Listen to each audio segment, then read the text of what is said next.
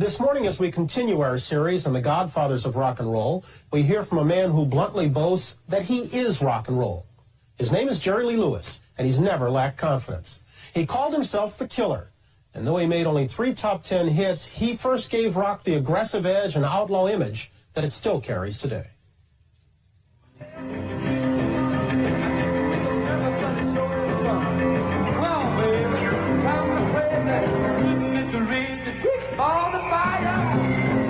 Who taught you to play piano?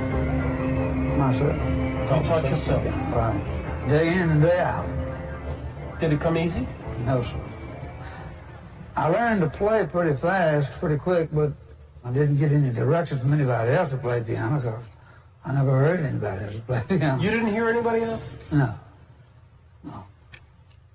I know that may sound phony, but it's true. I got my own style for myself. Worked on it year in and year out, 6, 7 hours a day. Why? What did it do for you, Jerry? Well, I don't know how to answer that, Brian, except that I love music.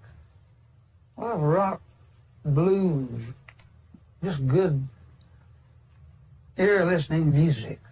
What possessed you to then proceed on up to Sam Phillips and try to play for him? I seen a picture in a book where a man called Sam C. Phillips released some records on a guy called Elvis Presley out of Memphis on Sun Records.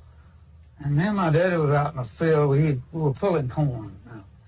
And I said, Daddy, I think I'm going to Memphis. I was 20 years old then. I said, well, I read about this boy called Elvis Presley who is really something else. And Sam Phillips got him started. I think he could get me started. We sold 39 dozen of eggs to get the money to drive up here. You know?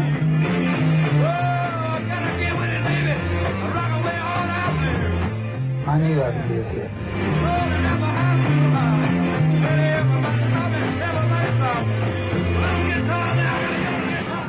What did you think rock and roll was?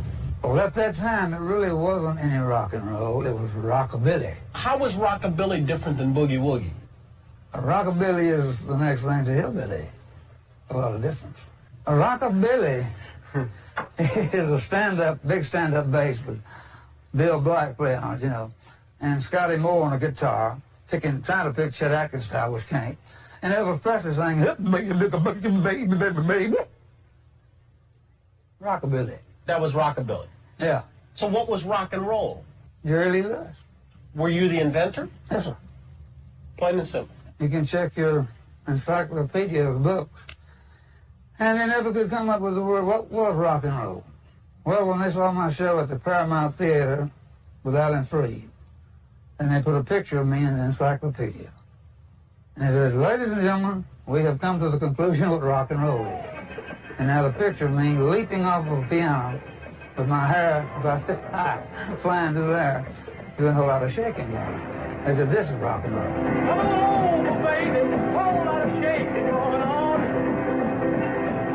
Come on, baby, everything goes on. People write that you went after it, that you were a white man with a black man's soul. You're right. That's what they say.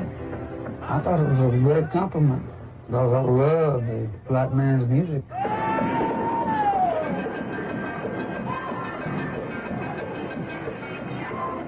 Was everything you did at the piano natural, or was any of it contemplated for effect? Not at first, no. But I got to thinking, I said, there's got to be something else you got to do, Jerry Lee, you know, to stir up these people.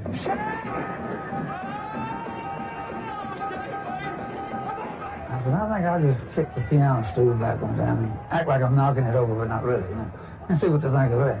And they went crazy over it. So I began to pay for a lot of piano stools.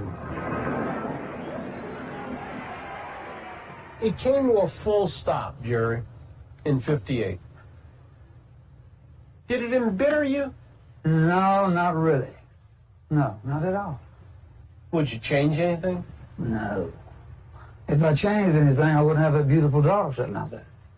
My biggest downfall, I would say, would be sticking with Sam Phillips on Sun Records when all this publicity broke on me.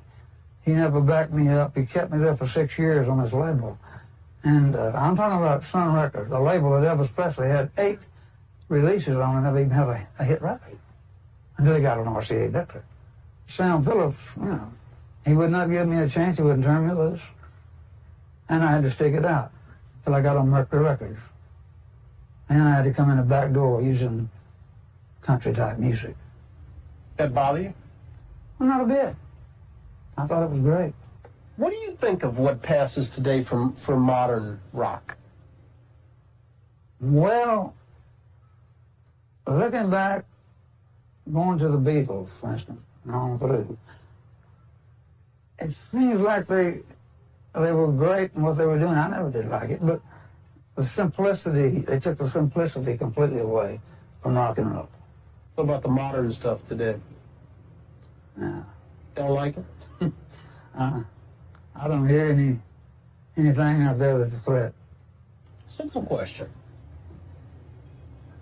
Were you better than Elvis? Musically speaking, or talent speaking, talent? Yeah. I think so. Yeah. He admitted it to Sam Phillips. Yeah. Let me in on that if you would. Well, he went up to the Sun record one day a year back before he died. He said, you know, Mr. Phillips, Jerry Lee, really, when it comes to talent, he's got more talent in his little finger than I have in my whole body. So why do you figure Elvis became Elvis? Because he had a great manager, Tom Parker, who treated him as if he was a monkey in a cage. If you'd have had the Colonel, could you have been king? I don't think the Colonel could have lived through it.